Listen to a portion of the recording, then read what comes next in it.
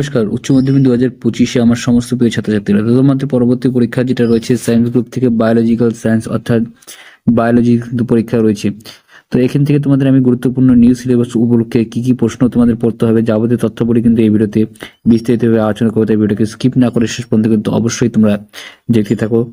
এবং এখান থেকে তোমরা যদি ভালো প্রস্তুতি নাও তাহলে অনায়াসে তোমরা কিন্তু 90%-এর মতো নম্বর কিন্তু অনায়াসে তোমরা এখান থেকে পেয়ে যাবে। শর্ট প্রশ্নগুলো ভালো করে পড়বে, আমি তোমাদের প্রত্যেকটি ভিডিওতে দেখিয়ে দিব। তো ভিডিওকে স্কিপ না করে শেষ পর্যন্ত কিন্তু ছাত্রছাত্রীরা অবশ্যই দেখবেন। তো চলো আমার প্রিয় ছাত্রছাত্রীরা, আমার উচ্চ মাধ্যমিক 2025 সমস্ত প্রিয় ছাত্রছাত্রীরা আজকে ভিডিওটি শুরু করা যাক। তো এই হলো তোমাদের মডেল কোশ্চেন পেপার। এইভাবে তোমাদের কিন্তু পরীক্ষায় প্রশ্ন আসবে। প্রশ্নগুলি ভালো করে দেখে নাও। ছোট প্রশ্নগুলি আমি তোমাদের দেখিয়ে দিচ্ছি। তোমাদের শর্ট প্রশ্নগুলি জানার জন্য তোমাদের টেক্সট বইটা ভালো করে পড়তে হবে। এখানে তোমাদের আমি কিছু শর্ট কোশ্চেন আমি তোমাদের দিয়ে দিয়েছি। শর্ট কোশ্চেনগুলি একটু ভালো করে দেখে নাও। প্রত্যেকটা কিন্তু কমন রয়েছে। আমি তোমাদের কমন বিষয়গুলি দেখিয়ে দিচ্ছি। ইম্পর্টেন্ট কোশ্চেন তোমাদের ছোট প্রশ্নগুলি একটু ভালো করে দেখে নাও।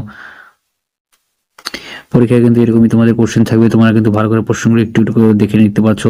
প্রত্যেকটা কিন্তু কমন প্রশ্ন আমি তোমাদের জন্য দেখিয়ে দিচ্ছি। ভিডিওকে আমি একটু জুম করে তোমাদের সুবিধার্থের জন্য দেখিয়ে দিচ্ছি। প্রত্যেকটা প্রশ্ন কিন্তু তোমাদের এরকমই থাকবে। পরীক্ষা হলে গিয়ে দেখবে এরকম প্রশ্ন আমরা হুবহু কিন্তু কমন পেয়ে গেছো। শর্ট কোশ্চেনগুলো একবার করে ভালো করে দেখে নাও এবং টেক্সট বই দেখে এবং তোমাদের শিক্ষিকারা স্যার ম্যাডাম যেভাবে পড়িয়ে দিয়েছে সেভাবে লিখবে। এবার তোমাদের সংক্ষিপ্ত উত্তরধর্মী প্রশ্নগুলি কিভাবে আসবে তোমাদের আমি দেখিয়ে দিচ্ছি।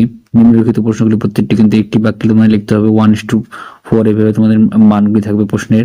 তোমরা দেখতে পাচ্ছ প্রত্যেকটা কিন্তু রোপণ কাকে বলে, ইমপ্লিমেশন বলতে কি বোঝো, ইম্পর্টেন্ট কোশ্চেন, মেন্টাল পদে একটি ব্যতিক্রম বা ডেভিয়েশন উল্লেখ করো। এই প্রশ্ন কিন্তু অথবা দিয়ে থাকবে। আমি তোমাদের দেখিয়ে দিচ্ছি কি প্রশ্নটা থাকবে। প্রত্যেকটা প্রশ্ন থেকে তোমরা দেখতে পাচ্ছ প্রিবন বক্সের নিউক্লিওডের সাহায্যক্রম উল্লেখ করো। দেখতে পাচ্ছ প্রশ্নটি। তারপর প্রশ্নটি দেখতে পাচ্ছ এটি মিথস্ক্রিয় জীব এবং নাইট্রোজেন সন্ধানকারী নাম লিখতে হবে। VAM এর দুটো প্রশ্ন কিন্তু একই হবে, উত্তর কিন্তু একই হবে। তোমরা দেখতে পাচ্ছ। তারপর দেখতে পাচ্ছ অস্থায়ী ও স্থায়ী পরজীবী পার্থক্য লেখো। এটা কিন্তু গুরুত্বপূর্ণ প্রশ্ন তোমাদের পরীক্ষার জন্য। বিষয় ভিত্তিক বর্ণনামূলক যে প্রশ্নাবলীগুলি আছে 2:5, এখান থেকে তোমাদের নিম্নলিখিত প্রশ্নগুলি সংক্ষেপে লিখতে হবে। বিকল্প প্রশ্নগুলি তোমাদের দেখতে হবে। জেনোগ্রাফি বলতে কি বোঝো এবং অ্যাপোমেট্রিক বীজ বলতে কি বোঝো 1+2।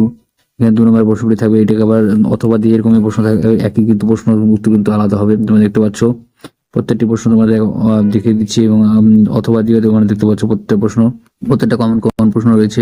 প্রশ্নগুলি দেখে নাও। নিম্নলিখিত প্রশ্নগুলি উত্তর দাও। 3x9, এখান থেকে 27 নম্বরের প্রশ্ন এগুলি ভালো করে দেখে নিতে পারছো। 3 নম্বরের প্রশ্নগুলি থাকবে। প্রত্যেকটা কমন আমি তোমাদের দেখিয়ে দিচ্ছি। ইম্পর্টেন্ট প্রশ্ন তোমরা পরীক্ষার জন্য দেখতে পাচ্ছ। এই প্রশ্নটা কিন্তু আবার অথবা দিয়ে থাকবে। একই প্রশ্ন কিন্তু উত্তর কিন্তু একই হবে, কিন্তু প্রশ্ন কিন্তু আলাদা দেখতে পাচ্ছ। তাদের ঘাবড়ে যাবে না এবং প্রশ্নগুলিতে উত্তর একই থাকবে। এখানে প্রশ্নগুলি তোমরা দেখতে পাচ্ছ। ইম্পর্টেন্ট প্রশ্ন কিন্তু আমি তোমাদের দিয়ে দিচ্ছি এবং এটা অথবা দিয়ে বায়োগ্যাসের উপাদানের উপর অতি সংক্ষেপে লিখতে হবে তোমাদের। কিন্তু এই প্রশ্ন তোমরা কিন্তু স্ক্রিনে দেখতে পাচ্ছ। ইম্পর্টেন্ট প্রশ্ন তোমাদের আমি দেখিয়ে দিচ্ছি। তারপর 7 নম্বর প্রশ্নে দেখতে পাচ্ছ এই প্রশ্নটিও কিন্তু অথবা দিয়ে আছে এবং এটিরও কিন্তু উত্তর একই থাকবে। আমি তোমাদের একটু দেখিয়ে দিচ্ছি। প্ল্যান্ট বায়োটেকনোলজি 3টি প্রয়োগের উদাহরণ দাও। দেখতে পাচ্ছ প্রশ্নটি। প্রত্যেকটি ইম্পর্টেন্ট রয়েছে প্রশ্নগুলি। তাও তোমরা দেখতে পাচ্ছ ভ্যাকসিন প্রস্তুতির 2টি পদ্ধতি অতি সংক্ষেপে লিখতে হবে। বিটি তুলা বলতে কি বোঝো।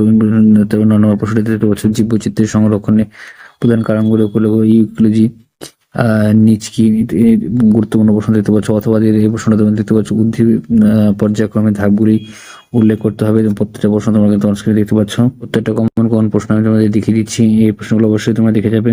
এই প্রশ্নগুলো দেখে নাও, খুবই কমন রয়েছে। এটা অথবা দিয়ে প্রশ্নগুলি এইভাবে থাকবে, তোমরা কিন্তু দেখতে পাচ্ছ।